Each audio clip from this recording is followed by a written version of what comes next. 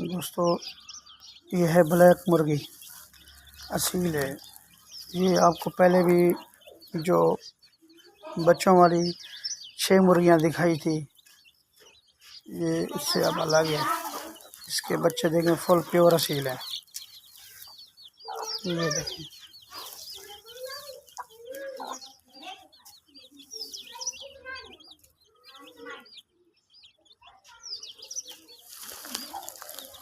दोस्तों वीडियो अगर आपको अच्छी लगे तो चैनल को सब्सक्राइब कर दिया करो।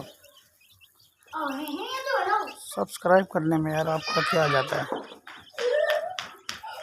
आप सब्सक्राइब कर दो, हमारा बहुत कुछ हो जाएगा। लेकिन आप एक बटन दबा दो अगर वीडियो अच्छी लगे तो।